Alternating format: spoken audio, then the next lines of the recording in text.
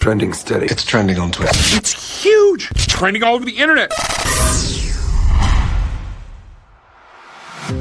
Stories that are trending all over the internet. You get them first before you get to work here. What up? Good morning. Good Monday morning. It is Marco and Danny, and it is a great morning to be alive and here, and just incredible. It is. It is that. See this hat I'm rocking? I see what you're wearing. Very good. Yes, thank you, everybody. Make sure you hit share, like, and comment. It is a great day to get started these trending stories. We got a lot going on here. It was a busy weekend and a lot out and about, obviously, with all the turnover with what's going on in our government and with sports and everything else. It's just been an incredible time to be alive. It is an incredible time to be alive. And, I tell you, the internet never disappoints to keep... No. It does. Keep things going and entertaining, yes, for sure. Well, I would be remiss. We usually start every show talking about the Commanders because that's, as you can see by the jerseys back here, my favorite team. But they lost to the stupid Eagles on Thursday. There was a great game on that is mostly people watching in our viewing area here between the Steelers and the Ravens. And boy, that thing came down to the end. Did you see it? I did not see it. I was busy getting ready, but tell me a little bit about it. Recap. Do your recap. Well, the Commanders lost to the Ravens and to the Steelers, and I was wondering to see what, and it was a slugfest in Pittsburgh. Pittsburgh was leading most of the day. The Ravens came back and scored and tried to go for a 2-point conversion. Didn't get it with a Lamar run and end up losing by 1 point in the last couple minutes of the game. But it was a slugfest between those two. So if they had gone for the field goal, they would have tied. Instead of the 2-point conversion? No. I don't know. I don't think so. I think they needed 2 points to tie, and they didn't. So, it was, so they must have lost by 2 points. But, 16-18. Yeah. Gotcha. So, 16-8. So they had to get the two. And they didn't get it. And then the Steelers got it back. And I'm sorry for our local Ravens fan. That's a pretty big rivalry, right? Those, the Steelers and the AFC rivalry. So it's big and it hurts because it's in their division. So we'll see. Yeah. I still think the Ravens are the Ravens are a great football team. Great. Steelers. They got good coaching. They got great players. There was a couple of weird plays in the actual game. There was a reception that got somebody just stole it from while they were going to the ground. They got ripped it out. The Steelers, they got a ball that way, and then there was just it was tough. And now that, actually, to be honest with you, not to bring everything back to the Commanders, who I love, but now that, because we lost by 1 point to Pittsburgh and we lost by 1 touchdown to the Ravens, and watching those two battle out, it's like, okay, you know what? I mean, I was kind of describing, I have a podcast that you can watch on YouTube called the Fun Bunch Podcast, and on there I was just kind of explaining that we're in this weird place where we're like the little brother. It's like we can beat other kids in the neighborhood, but our big brother, who is like the Steelers or Tampa Bay or the Ravens, or at this point I think Philly we're closer to, but we just can't get over the hump and beat people that are... Anytime you've got an organization that's had consistent coaching, consistent team members, like right now, we're in our infancy. Right. That we are the Ravens of tomorrow. Like, seriously, we'll get there. I really have full confidence that, we're kind of the Cinderella story right now. And a lot of people did say, oh, Commanders haven't played anybody decent, and that's why they're doing so well. Look, I don't care. What we're getting is confidence. We're getting our quarterback a chance to kind of get into the groove, get these new people in that we were able to get, and just get that consistency. And I think this is the first time as a Commanders fan in as long as I can remember that there is some consistency. The win-loss, look, I get it. But my God, we are miles ahead of where we've been. And you got to be proud of that. And, no matter how we finish, I really feel like we've got the coaching. We've got the key staff members and players to do what we need to do. So yeah, well, you can only play who's on your schedule, number one, and we're doing the in the infancy. You're exactly right, and the way I kind of portray this is like the Detroit Lions, who are just smoking everybody. They won, I think they won 52 to 10 or something today. We're like 3 years behind what they did. You saw the first year that the Lions got pretty good. They did what we're doing. They beat the teams they're supposed to beat, and they lost to some good teams, and they just had to get a couple of drafts and a couple more players, and this is exactly the trajectory that this Commanders team is going. So I'm happy. It's just frustrating because you want to win now. Yeah. I'm going to transition this conversation into kind of something technological, but you know how we got Elon Musk now, who is kind of just he's everywhere now, right? And people are freaking out because he's created these robots that are going to eventually do stuff. Here's where Elon can help the world. Create robots that referee these games with pinpoint accuracy and can do replays, run the replays on themselves and figure the stuff out. Because I'll tell you this, the way the NFL is going, and even baseball to some degree, the inaccuracy of calls on the field is just it's terrible. affecting too many final decisions. We need put robots out there. Let's use technology where it can help. I don't understand why we can't, even on the sidelines. I don't care. Have them watching the first down, because the marks of some of these, and not just against the Commanders, against a lot of teams, where the ball is marked, how these calls are being made. I'm telling you, Elon, that's what I'm going to actually put up to Elon Musk. That's what I want you to create. Yeah, I mean, there's a lot to be said for that, and how, man, it would be nice, because not just in that game, but I think for the whole NFL season, I think the biggest takeaway is that the refs have missed major calls. I mean, major calls where impacting the game in ways that impacting the finals. The final scores, where teams are ending up, the whole thing, the flow of the game. It just, I'm telling you, we need accuracy in calls in professional sports. Yeah. I mean, they missed one, a face mask in the end zone to end the game on the Vikings, and that was just an egregious call that you can't miss. So, yeah. So 360 camera views by a couple robots on the field. I guarantee you, at least take that out of the equation for win-losses for professional sports teams. I love it. Well, if you were around this weekend and you weren't under a rock, you turned on Netflix so you could watch the Mike Tyson fight, and all you really got was a spinning wheel. And boy, I'm telling you what, Netflix took it on the chin. I have never seen X, formerly Twitter. I mean, there were 1,000 posts a minute. 1,000 a minute about how terrible this whole thing was. I know you didn't watch it. I tried to watch it. People, listen to this. Let me tell you. People are like, oh, well, Netflix didn't know how many people. Are you kidding? Look at the last major fight pay-per-view, double it, and you should make sure your bandwidth can handle that. No, because they're going to run the NFL games on Christmas Day. Yeah. I mean, what? I'm telling you what, but the NFL. Well, if 60 million people watch the NFL, it would be the most watched. Well, it's accessible to everyone everywhere. It means you're not just going with the team, the fans of the team. You're now worldwide. It means people worldwide can tune in to the NFL. So you better count on 100 million people tuning in to the NFL on Christmas Day. Oh, absolutely. The NFL was definitely watching, and they could not like what they have seen here, and they were probably biting their nails now, because you're right. It's one thing to mess up a Jake Paul fight, but you mess up an NFL near playoffs, end of the season game, boy, people are going to go nuts. And so I guarantee the NFL was on the phone with them on Monday morning and say, bro, you better fix this. Better fix it. And I don't know how they can test it, but they sure ought to figure out a way. I mean, that's just, that is absolutely, I mean, the memes and the TikToks that I saw following that were absolutely crazy. However, before the fight, Did you see someone leaked? I don't know if this was real or not. A script of the fight.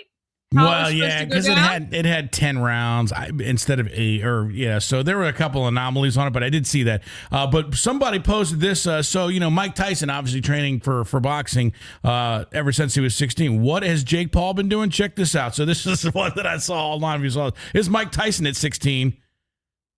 Oh yeah. And then Look Jake Look at him Paul. go. Here's Jake Paul at 16.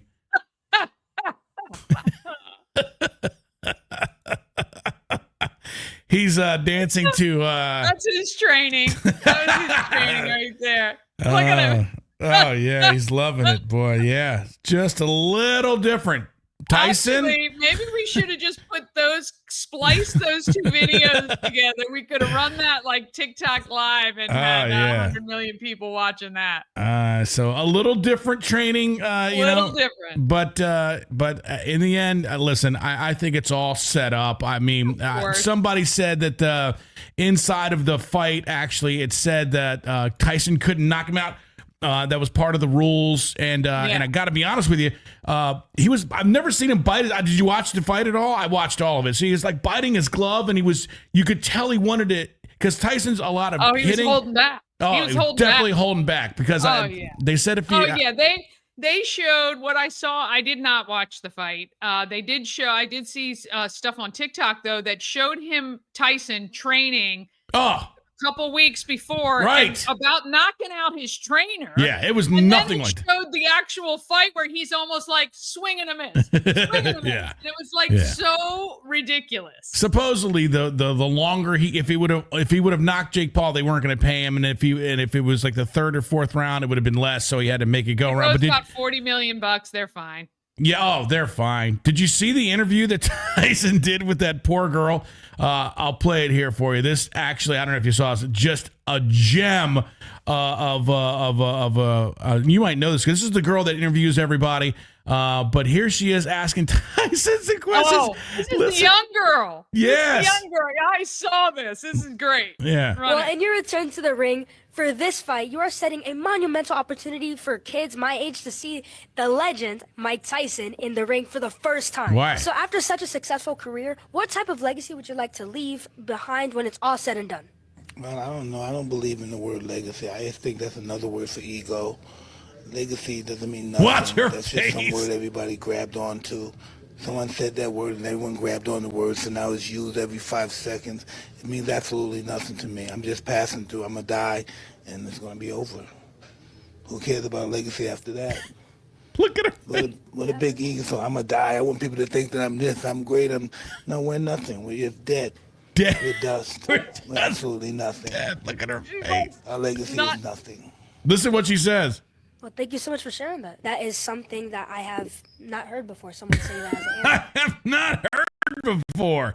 Nobody has actually ever given me an interview like that. He's like, we're just going to die. What do you care? Oh, my God.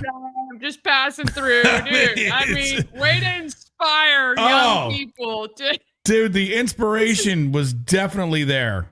Too many blows to the head. I'm sorry. He just, So if you think that you were the only one on Netflix that was getting a terrible view, here's a guy that's gone viral. Have you seen this one? Yeah. Yeah. Here's a song I wrote about watching the fight on Netflix. That's the actual Here's a video. song I wrote about. Oh, boy. Great. Everyone having I'm telling you, man, Netflix is never living this down. I don't know. I mean, it was so bad. I kept having to get out of it, get back in. It kept and then did you see it froze on did you watch the fight, the thing? I did not. Oh my God. I don't know why, but they interviewed Mike Tyson inside. I have to find it. Actually, I just want to show it to you because I won't be able to do it justice. So you talk about your first story. I got to find this real quick. All right. Which one is the first one? What are we doing? Well, no, I was just going to say, hold on. Let me just find it because oh my God. Well, it just is insane. Oh man, I got to find it. Hold on. I mean, you can edit. You can edit it. Yeah, because let me tell you, this is too good. Because it froze on this thing where they're interviewing him. I don't know if actually, I don't know. Oh, here it is, I think. Here it is. This is it. Oh my God. Are you ready? So, Yeah. And now you'll see the part that I'm talking about, but most people's Netflix froze on this actual scene. So they're talking to Tyson inside the locker room. I want to watch live your reaction. Are you ready? So they're talking to him in the locker room. Here's what happened. To get you more violent result. I don't pay any attention to it. We're fighting now. Nothing matters anymore. What's your prediction? Vicious win. Vicious win. Thank you, Dad. Love you. Love you too. And is it fueling you to get you more Dude, violent it results? froze on his butt cheeks. This is how it froze right there. What is going on? And someone's like, this is how my TV froze. Great. Why would you put that on TV? What is he wearing? What is that? I don't know. The guy is interviewing him. What the hell? I'm so baffled right now. What? And that's how people's TV froze. It's like, great, Tyson's ass is on TV. Can you imagine in like a sports bar on like a 90-inch TV? Oh my God, That would be long in life. Don't tell me you're not leaving a legacy, Mike Tyson, dude. right there. That is your legacy. Can you? And then it $3 froze. million assless check. I could not. Oh my God, dude! I was. That's exactly. There's a And it song was I wrote all over about Twitter. It's watching like, the oh fight great, on this is how my TV froze. Fantastic. It's all we need. Oh my God. Anyway, so that big trouble for Netflix. They got to figure that out because it was not great, man. They have a month. And then the fact of the matter is that they were not ready for a fight like this. And then they're like surprised. They've been promoting it for I don't know how many weeks. Yeah. Months. Insane. Insane. I don't know if you saw this. I don't want to. I'm not going to come out and dominate here, but they'll run yours after this. But this story is insane. Now, obviously, I don't know where we're at. Maybe you've seen this, but let me get to this. This is a guy that I follow. His name's Dave Bondi. He's pretty good. You should follow him. But check this out. A wild story out of Florida. The New York Post is reporting this. FEMA, according to the New York Post, is admitting it's true. When the Hurricane Helene hit Florida, according to this report, FEMA employees were told to ignore the homes and properties that had Trump signs. They were not able to get help from FEMA because supervisors allegedly told FEMA workers, if you saw a Trump sign in front of someone's home, do not go to that home and offer them any help from the hurricane. How about that? I mean, and there was one particular woman, the supervisor, that the whistleblower turned in his supervisor, right? And so she was then suspended. But she then did an interview that I saw basically saying, hey, hold up. It wasn't my policy. This came from higher up in FEMA. So these are like, these are the supervisor's bosses that actually said this. So she's now gotten kind of thrown onto the rails.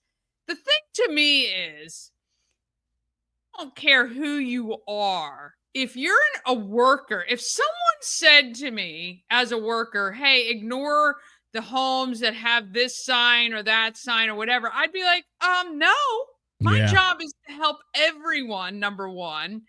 And I'm shocked that this didn't come out sooner, or more people just didn't buck the rule or whatever it was. But just awful, awful that.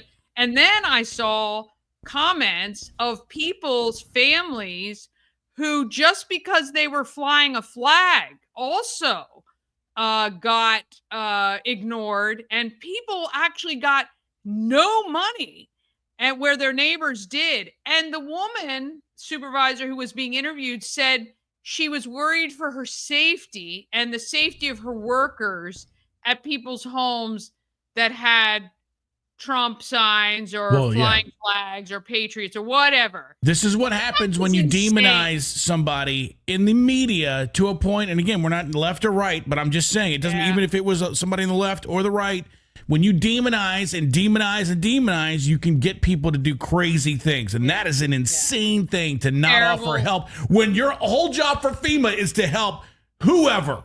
I mean, it's insane. Anyone who is in need. And I hope that the people who were ignored or did not receive financial support like they should have, I hope that they have some way to sue or at least to get whatever they should have received at the time. I mean, it's awful. It's awful in a time of freaking something terrible and tragic happening. Yeah. That you're being, I don't know. It's awful. I don't, you're being singled out and you're not being helped. Yeah, that's just terrible. All right, so set this up for us here. What's going on here? Well, this is funny. Now, I've never purchased these kind of peppers, right? Yeah. These are the like banana peppers or whatever, pepperoncini, I guess, pepperoncini. I don't know what you call them. Anyway, there is a plastic piece in this jar. This girl cannot figure out how to get out. Now, I've never seen this in any jar, but the comments are brilliant. So first run the video. All right. I might just be dumb, but why are my pepperoncinis stuck? In jail. Why is there a little cage? I open them up and I can't get to them.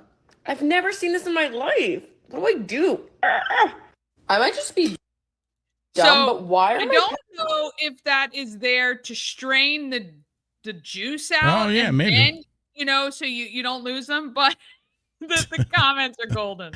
2-step verification. You should receive a 6-digit code to access. Oh, that's good. Why did you pronounce pepperoncini like that? Yeah. You buy the jar, but it's a subscription service to access the peppers. You have to pay bail for. Oh, you should not. You should go for more free range, not caged peppers. Did you click all the images of the buses? That's a good. The peppers are under the plastic. I hope this helps. Oh my God. Did you get them at Walmart? You have to wait for the guy with the keys. Some states require muzzles on pepperoncini. Oh, God. That is you have to good. create an account first. Oh, God. Brilliant. I don't know. So if anybody does know the answer to that, let me know. I've never purchased them that way myself, but I think that was quite funny. It looked difficult, actually, to be honest with you. It did. I don't know. I would have gotten the scissors out and just hacked that crap right up. I don't know. But all right. That is nuts. All right. So how about I know we're running a little late here, but let's just try to do one more. What about this guy? Would remind me. I'll have to see what this one is. All right. Let's just play it. All right. Let's see here. I send you so many good ones. RFK actually created 2 websites this week that you haven't heard from the mainstream media. One of them allows you to create policies that the Trump administration will actually look at and make a decision on whether or not they will actually implement. The other one is for you to actually decide who are the people that they would actually put into their cabinet, because they have 4,000 positions to still fill. This is pretty cool. Here's the first one. You can go look it up. Welcome to the nominees for the people. President Trump and RFK Jr. want your help nominating people of integrity and courage for 4,000 appointments across the Trump administration. Okay, so there's that. There's two websites now that the Trump administration have put out. That one, nominees for the people. I haven't been to that. He is really, I mean, he's plowing through a lot of, obviously, his cabinet positions, but he's still got thousands of people to appoint in other positions. Yeah. The one I really love is Policies for the People. Policiesforthepeople.com. If you go to policiesforthepeople.com, this is where every American has the opportunity to put forward literal policies that we as an American people want the government to implement. I love this. I love this idea. The administration has actually said that they are going to refer to this site at least once a quarter and utilize what the people actually want. And this is not a left or a right thing. What's that? No, Yeah. no. This is a people thing, Right. right? What they're trying to go back to is that the government works for the American people. So go to policiersforpeople.com right now. And this just launched, I believe it actually launched before the election.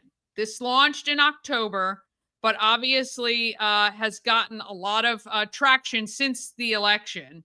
Right now, there are over 12,000 policy ideas. Wow. There are 77,000 users who are registered on the site, and there are over 37,000 comments. The way that this works is very similar to Reddit, where somebody puts up a bill. So what I did is I have actually listed them in order of total number of views. The first one, single issue bills for Congress. I mean, I think we can all agree that that would be phenomenal, where it is just one bill. So basically, the person who put it up writes how they feel this should happen, and they list out actually 12 things that should happen every time a bill is implemented. And then you have the opportunity to like it, thumbs up, thumbs down. You can leave a comment. You can add to it if Right. you like the policy. It is phenomenal. And this is what it's all about. Right? Before this, what were you doing? We were reactive to what Congress was doing, right? And you call your senator, you send an email, you do. Where does that go? Nowhere. I don't Nowhere. believe that has pressured any congressperson to not vote a certain way. First of all, a lot of that is behind closed doors. You don't even know sometimes. This gives the government it's transparent. It's right Exactly. there. Yeah. No, love it. It gives the power right back to the people. It's the way it should be. And again, not a left or right thing. This is a people thing. And you can go on and add your 2 cents to it. And just that, because how many times you've seen a bill that's got 10,000 things in it and it's aid for these poor people that need aid. But inside, we're going to ban TikTok. It's like, what are we doing here? That's stupid. Just very quickly, I'll tell you the top 5 things. Single issue bills for Congress. Love term it. limits for senators and representatives. Love it. Ban artificial food dyes. Love it. Call a convention of the states to limit the scope, power, and jurisdiction of the federal government. Double and love. a national voter ID law. Love on top of love. I don't know why. I mean, why is it 2024 and we're doing this? We should have been doing this a long time ago. Well, I love the fact that we are just trying some new stuff and putting stuff out there, and hopefully, people can jump on board. But everyone should go. Give them the address. Policiersforpeople.com. Policies FOR. FOR, yeah. Policies for people. Forpeople.com. If you go policies for the people, if you just search for that on Google, you'll find it. But I think every American should be logged in.